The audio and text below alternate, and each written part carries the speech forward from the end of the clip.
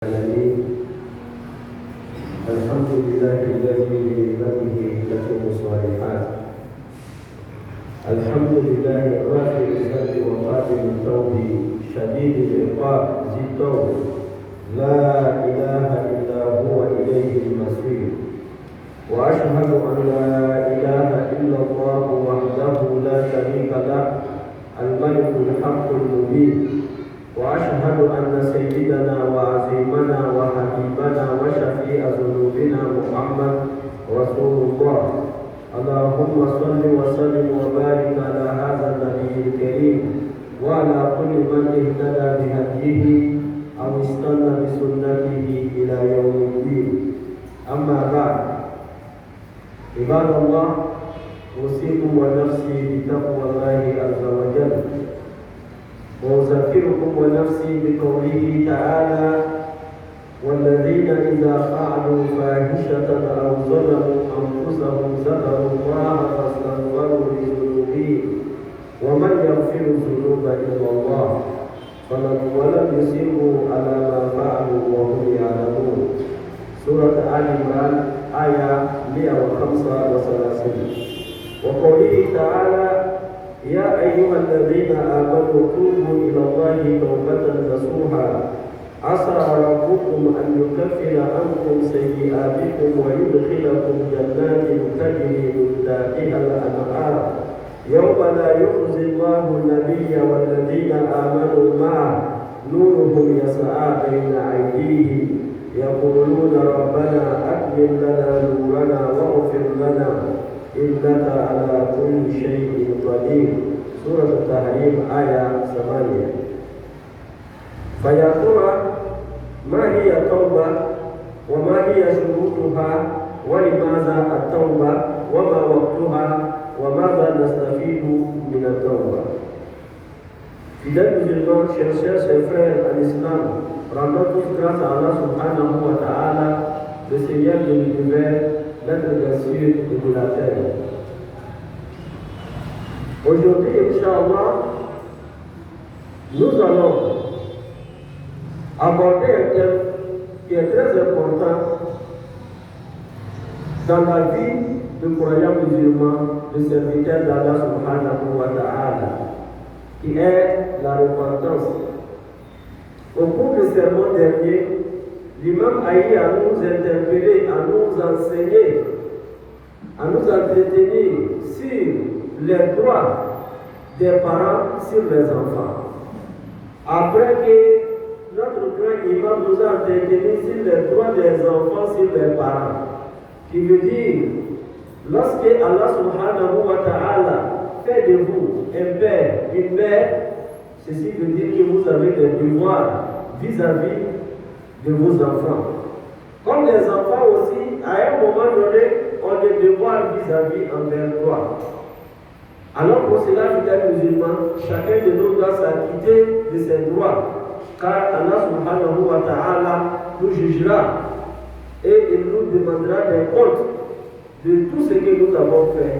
Si nous nous sommes acquittés des devoirs qu'Allah subhanahu wa ta'ala nous a exigés. Fidèles musulmans, l'imam a eu à nous interpeller que nous sommes déjà dans les mois sacrés de l'islam. Car Allah subhanahu wa ta'ala nous dit dans le Saint-Coran que Allah, lorsqu'il a créé le monde, il a créé 12 mois. Et de ces 12 mois, Allah a choisi 4 mois, il a fait de ces mois les mois sacrés. Alors, il commence par Zulqa'da et qui va terminer avec le mois de Rajab qui est un peu écarté des 3 premières. Alors, fidèles musulmans, ces mois bénis sont les mois précis du Hajj, c'est-à-dire les mois qu'Allah subhanahu wa ta'ala a décrétés pour une adoration qui fait partie des piliers de l'islam, qui est le Hajj. Allah subhanahu wa ta'ala nous dit dans le Saint-Coran: Al-Hajju ashhurul ma'lumat, que le Hajj s'effectue dans des moments qui sont bien connus, bien déterminés. Et lorsque nous parlons de mois sacrés, c'est ce qui va nous interpeller que c'est les mois propices propice pour nous de nous rapprocher davantage à Allah subhanahu wa ta'ala. Et pour pouvoir réussir cela, il faut se soigner. Allah, lorsqu'il nous a créés, il a créé des êtres humains de l'argile et de la lumière. Mais en plus de cela, Allah nous a fait une exception. Il nous a donné la conscience et il nous a donné aussi le désir. Tandis que certaines créatures d'Allah subhanahu wa ta'ala n'ont pas toutes ces qualités. Lorsque vous prenez les anges ont été créés de la lumière. Les anges ont des consciences, mais les anges n'ont pas le désir. Qui veut dire qu'ils ne pêchent pas. Les animaux qu'Allah subhanahu wa ta'ala a créés, il ne les a pas donné la conscience, même s'il les a donné le désir. Pour dire, l'homme a toutes sortes de qualifications, de facultés qu'Allah subhanahu wa ta'ala lui a données. Mais c'est pour cela, étant homme aussi, alors nous tombons souvent dans des péchés. Souvent, nous commettons des choses qu'Allah subhanahu wa ta'ala nous a interdites. Ça fait partie de nos natures. Mais Allah subhanahu wa ta'ala nous demande qu'à chaque fois, nous tombons dans les erreurs de nous repentir à Allah subhanahu wa ta'ala. C'est ce que Allah aime. C'est pour cela, pour ce mois béni, nous avons choisi ce sujet qui est la repentance. Pour que chacun de nous se regarde, chacun de nous se dresse son bilan et voit ses parcours. Si Allah subhanahu wa ta'ala le rappelait aujourd'hui à lui, est-ce que ses comptes seraient bien ou pas? Alors il faut se repentir à Allah subhanahu wa ta'ala. Allah nous a créés, lorsque nous tombons malades, nous partons à l'hôpital. Nous partons consulter les spécialistes, les docteurs, les médecins, pour soigner nos cœurs, pour soigner nos corps. Mais lorsque l'âme tombe malade, parce que c'est ça le problème, nous on est créés de l'argile et de la lumière, qui veut dire du corps et de l'âme. Quand le corps tombe malade, alors nous soignons le corps. Mais lorsque l'âme tombe malade, qu'est-ce qu'il faut faire? Alors il faut chercher à soigner son âme. Maladie de l'âme sont des interdits d'Allah subhanahu wa ta'ala que souvent nous tombons dedans. Qui veut dire souvent, il y a des maux, des maladies, c'est-à-dire des interdits qu'Allah subhanahu wa ta'ala nous a recommandé de nous en éloigner. Mais souvent nous ne pouvons pas. Pour cela, il faut se soigner. Et parmi les remèdes les plus importants, les plus sincères auprès d'Allah subhanahu wa ta'ala, nous avons la repentance vers Allah subhanahu wa ta'ala. C'est pour cela Allah subhanahu wa ta'ala nous interpelle pour nous dire que nous devons nous repentir vers Allah. Ne soyons pas désespérés. Ne te dis pas, là où moi je suis arrivé avec mes péchés, Allah ne peut jamais me pardonner. Non. La grâce d'Allah subhanahu wa ta'ala, miséricorde d'Allah subhanahu wa ta'ala est plus grande que toi tes péchés. Allah nous dit dans le Saint-Coran, قل يا عبادي الذين أسرفوا على أنفسهم لا تقنطوا من رحمة الله إن الله يغفر الذنوب جميعا. Allah nous dit dans le Saint-Coran, dis à mes serviteurs qui ont fait du tort à leur propre âme, dites-leur de ne pas se désespérer de miséricorde d'Allah subhanahu wa ta'ala, car Allah subhanahu wa ta'ala pardonne tous les péchés. Inna Allah yaghfiru dhunuba jami'a. Quelle que soit la quantité, quel que soit, comment dirais-je, on va dire le péché, Allah subhanahu wa ta'ala pardonne. Mais pour que Allah subhanahu wa ta'ala puisse nous pardonner nos péchés, il y a des préalables, il y a des recommandations, il y a des actes qu'il faut faire. À travers ces actes, Allah subhanahu wa ta'ala va nous pardonner. Pour nous dire souvent, chacun de nous a son petit défaut.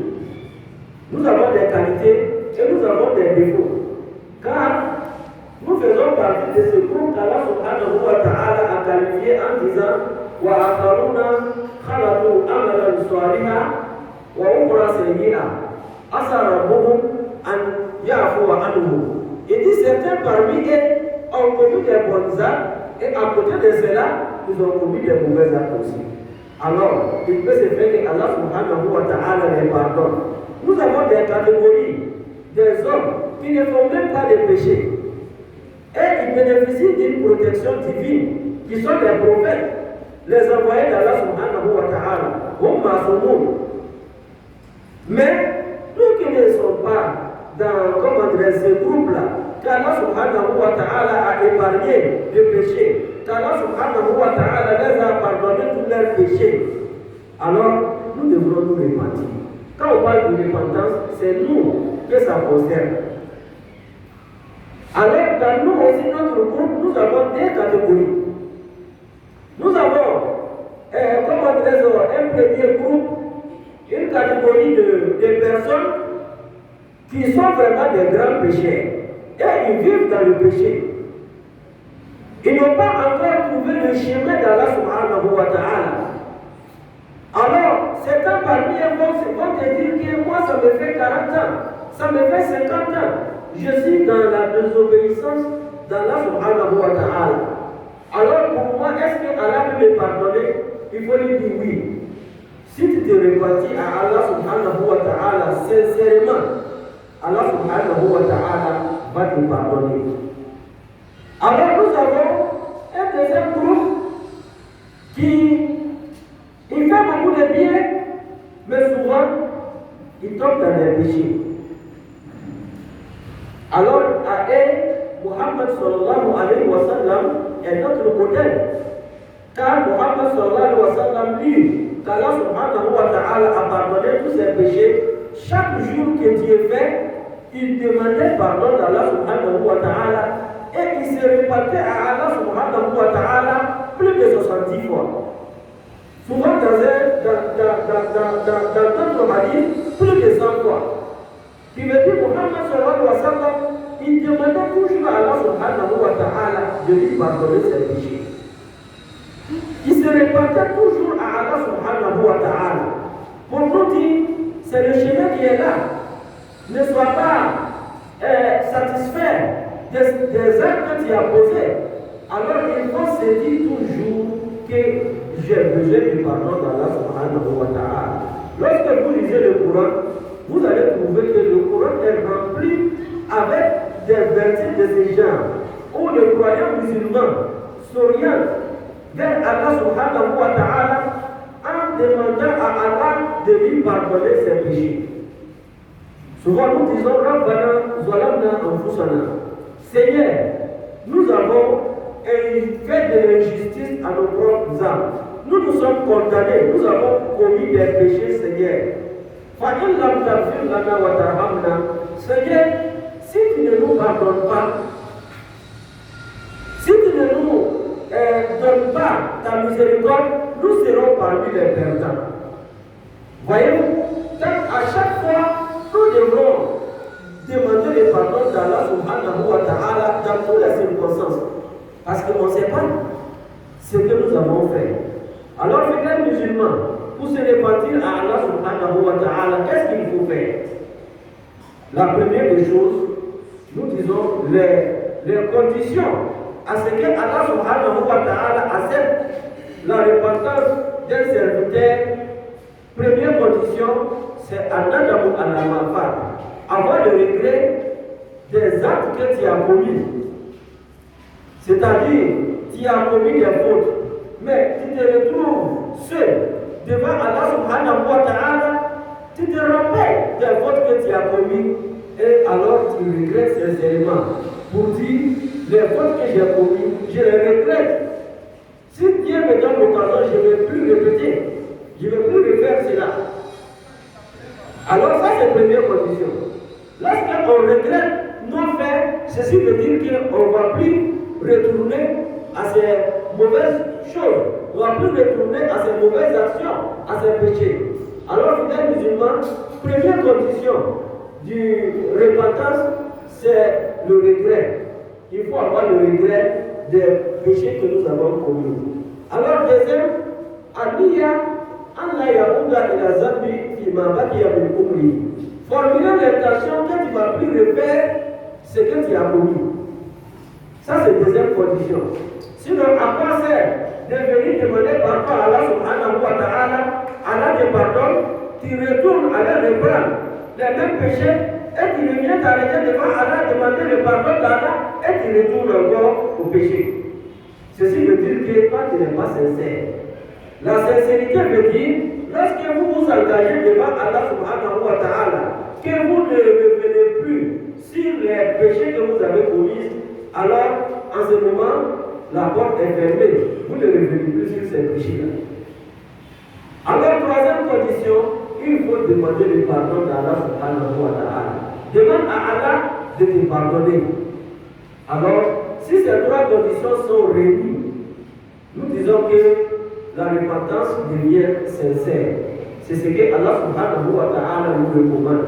Il nous dit de nous repentir sincèrement vers lui.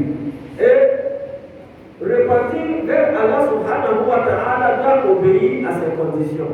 Allah subhanahu wa ta'ala nous dit dans le Saint-Coran, Ya ayyuhallazina amanu tubu ila Allahi tawbatan nasuha. Vous qui avez cru, repentez-vous à Allah subhanahu wa ta'ala d'une repentance sincère. Repentez-vous sincèrement à Allah subhanahu wa ta'ala.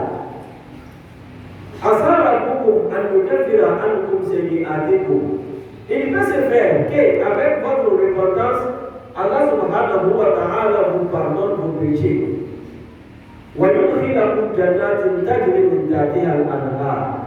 peut se faire qu'avec votre repentance, Allah subhanahu wa ta'ala vous fait entrer dans des jardins ou des ruisseaux. Allah subhanahu wa ta'ala vous fait rentrer dans les paradis où se trouvent des différents ruisseaux qui coulent. Alors, fidèles musulmans, lorsqu'on se repentit à Allah subhanahu wa ta'ala, voici ce que nous pouvons avoir. Allah va nous pardonner nos péchés. Ça, c'est le premier point. Deuxième point, on s'est repenti sincèrement à Allah subhanahu wa ta'ala. Allah subhanahu wa ta'ala va nous donner le paradis. Mais il y a autre chose qui est important encore. Allah subhanahu wa ta'ala, il nous interpelle dessus. Il nous dit, le jour où Allah subhanahu wa ta'ala ne va pas humilier son envoyé, le prophète, et ceux qui ont cru avec le prophète Muhammad sallallahu alayhi wa sallam. Ce jour-là, il peut se faire que toi, avec la repentance, qu'Allah subhanahu wa ta'ala t'épargne aujourd'hui de l'humiliation que les uns et les autres vont subir. Et Allah subhanahu wa ta'ala, il continue, Yawma la yukhzillahu nabiyya wa allazina amanu ma'ahu, il dit, Nuruhum yas'a bayna aydihim. Au moment de la traversée de Sirat, car quand on parle de Sirat, c'est le pont qu'Allah subhanahu wa ta'ala a étalé sur l'enfer. Alors pour avoir l'accès au paradis, il faut traverser ce pont-là. Allah nous dit dans le Saint-Coran, Wa in minkum illa wariduha, kana ala rabbika atman maqdiya. Il dit, tout le monde, personne parmi vous ne sera épargné. Tout le monde va traverser le Sirat. Alors, la traversée de Sirat est difficile. Parce que Sirat, c'est un pont qui n'est pas comme les autres ponts. Dimension de pont est faite selon notre foi, selon les bonnes actions que nous avons posées sur terre. Alors, pour certains, ils vont traverser la Sirat comme, on va dire, comme lumière. Ils vont traverser des barques qu'il khatif. Lorsqu'il pleut et qu'on a, comment dirais-je, le tonnerre qui passe, de la manière que ça passe rapidement et ça s'écaille, et ils vont traverser la Sirat comme ça. Mais certains, ils vont marcher. Certains vont ramper pour traverser le sirat. Mais sur le sirat, il n'y a pas de lumière. C'est avec les bonnes actions qu'Allah subhanahu wa ta'ala va nous donner de la lumière pour traverser le sirat. Et ici, Allah nous interpelle pour nous dire, avec repentance, avec du fait que vous vous êtes repenti sincèrement à Allah subhanahu wa ta'ala, il peut se faire que Allah, à cause de cela, il va vous faire procurer de la lumière qui vous facilitera la traversée du sirat. Nous, les lumières est devant eux. Ils disent Rabbana atmim lana nurana wa ghfir lana. Ils vont dire Seigneur, parfaite-nous notre lumière et pardonne-nous notre péché. Qui veut dire, c'est-à-dire, laisse-nous continuer avec cette lumière jusqu'à la fin de Sirat. Voyez-vous, fidèles musulmans, c'est pour cela, chacun de nous va se repentir à Allah subhanahu wa ta'ala. Ceux qui commettent des péchés, et chacun de nous commet des péchés, alors nous devrons nous repentir sincèrement à Allah subhanahu wa ta'ala, car ça nous concerne. Ne te dis pas que tu es musulman, ça ne te concerne pas. Muhammad sallallahu alayhi wa sallam, qu'Allah a pardonné tous ses péchés, alors Muhammad, il s'est repenté à Allah subhanahu wa ta'ala. Fidèles musulmans, certains vont se poser la question à savoir si, pourquoi Allah subhanahu wa ta'ala nous demande de nous repentir à chaque moment, à chaque fois, à chaque instance. Pourquoi Allah subhanahu wa ta'ala nous demande cela? Nous disons Allah subhanahu wa ta'ala nous demande cela pour nos biens.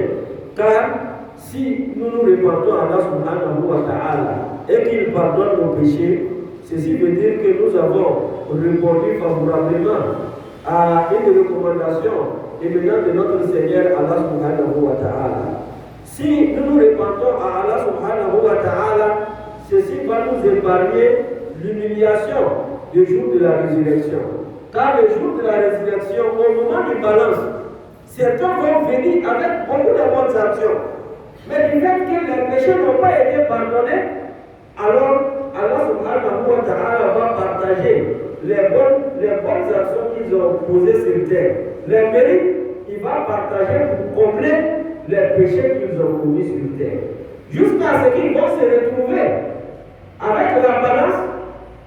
Et comme les bonnes actions sont vides, il n'y a rien là-bas parce que tout a été consommé, mais les mauvaises actions sont là. Alors si nous répondons à Allah subhanahu wa ta'ala, cela va nous épargner l'humiliation du jour de la résurrection. Si nous nous répondons à Allah subhanahu wa ta'ala, cela va nous donner l'amour d'Allah subhanahu wa ta'ala. Car Allah aime ceux qui se repentent à lui. Inna Allah yuhibbu at-tawwabin wa yuhibbu al-mutatahhirin. Ceux qui aiment se purifier de leurs péchés, ceux qui aiment venir vers Allah subhanahu wa ta'ala en toute humiliation, en demandant pardon d'Allah subhanahu wa ta'ala, Allah aime ceux-là. Alors, il y a un hadith, Muhammad sallallahu alayhi wa sallam nous dit que Allah subhanahu wa ta'ala serait content de repentance d'un de ses serviteurs de la manière que si l'un de nous est en train de traverser le désert avec son monture et arrivé à un moment il perd sa monture avec tous ses outils, toutes ses provisions dessus. Au moment où il est désespéré, il retrouve sa monture avec toutes ses provisions. De la manière que ces derniers seraient contents, Allah subhanahu wa ta'ala est pris en joie avec la repentance de ses serviteurs que ces derniers. C'est ce que Muhammad sallallahu alayhi wa sallam nous dit. Mais dans un verset, Allah nous dit وَمَنْ لَمْ يَتُبْ فَأُولَٰئِكَ هُمُ الظَّالِمُونَ. Ceux qui ne se repentent pas à Allah subhanahu wa ta'ala, ceux-là sont des grands pécheurs. C'est ceux-là qui ont fait du tort à leur propre âme. وَمَنْ لَمْ يَتُبْ فَأُولَٰئِكَ هُمُ الظَّالِمُونَ. Fidèles musulmans, pour terminer, nous disons que chacun de nous doit faire un effort pour avoir des boucliers qui vont l'empêcher de tomber toujours dans les péchés. Alors pour cela, chaque jour que Dieu fait, nous te disons, comme l'a si bien dit Ibrahim al-Adham à un de ses étudiants. Quand l'étudiant est venu lui demander, je commets toujours des péchés. Et je ne peux pas, m'empêcher de cela. Qu'est-ce qu'il faut faire? Abraham bin Adham lui a dit, جدد توبتك كل ليلة قبل أن تنام وأقم شروطها فلعلها تكون آخر نوم. Il lui a dit, il faut renouveler sa repentance avec Allah subhanahu wa ta'ala tous les nuits qu'Allah te donne. Avant de dormir, il faut formuler l'intention alors qu'il faut se repentir à Allah subhanahu wa ta'ala. Muhammad sallallahu alayhi wa sallam nous dit, il y a un doigt que Muhammad a appelé Sayyidul Istighfar. Lorsque nous demandons pardon à Allah subhanahu wa ta'ala, ce doigt fait partie des meilleurs doigts que le croyant musulman ne doit pas oublier. Il doit s'en procurer tous les jours, tous les nuits. Il a dit, comment dirais-je, dans ce doigt-là, Allahumma anta rabbi, la ilaha illa anta, khalaqtani, wa ana abduka, wa ana ala ahadika wa wa'dika mastata'tu. أعوذ بك من سوء ما صنعت أبوء لك بذنبي فاغفر لي فإنه لا يغفر الذنوب إلا أنت. C'est un peu long, mais chacun de nous doit faire un effort pour avoir ses droits. Alors lorsque nous lisons ces droits, c'est comme si nous confions à Allah subhanahu wa ta'ala en lui disant que nous ne pouvons plus. Mais c'est lui, Allah subhanahu wa ta'ala, qui est capable de tout. Alors, nous avons des péchés. C'est lui, Allah subhanahu wa ta'ala, qui est le seul capable de nous pardonner. Alors, nous voudrons avoir le paradis. C'est lui, Allah subhanahu wa ta'ala, qui est le seul capable de nous donner le paradis. Alors, nous demandons son pardon et nous insistons dessus. Fidèles musulmans, avec ces lois, Allah subhanahu wa ta'ala va nous pardonner nos péchés. La deuxième des choses, si il y a des droits des uns et des autres sur toi que tu n'étais pas acquitté, comme nous avons parlé des droits des enfants, des droits des parents, alors il faut tout faire pour t'acquitter de tous ces droits.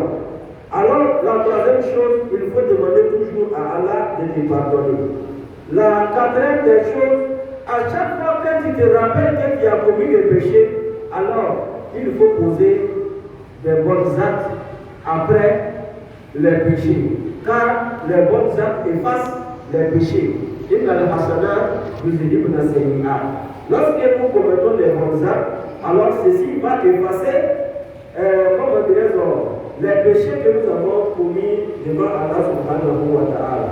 Alors en dernier conseil, il dit, il faut être toujours avec des hommes pieux, avec des hommes qui te rappellent toujours d'Allah subhanahu wa ta'ala, qui te rappellent toujours des jours de la résurrection.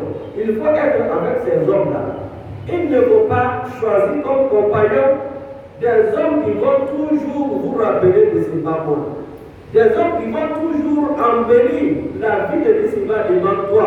Non, si tu veux que tu sois toujours avec Allah et que tu sois toujours parmi ceux qui vont se repentir, il faut accompagner les hommes de Dieu qui sont capables de t'amener vers Allah subhanahu wa ta'ala.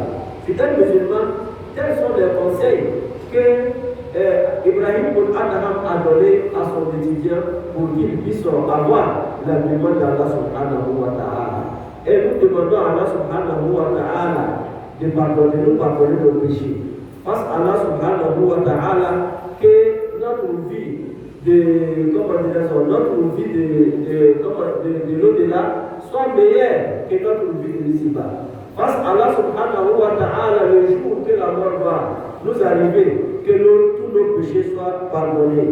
Qu'Allah subhanahu wa ta'ala nous épargne de l'humiliation qu'il a parlé dans le Saint-Coran. Allah subhanahu wa ta'ala nous fortifie notre foi et qu'il nous pardonne nos péchés et qu'il nous accorde le bonheur éternel. أقول قولي هذا وأستغفر الله العظيم الجليل لي ولكم ولسائر المسلمين من كل ذنب فاستغفروه إنه هو الغفور الرحيم.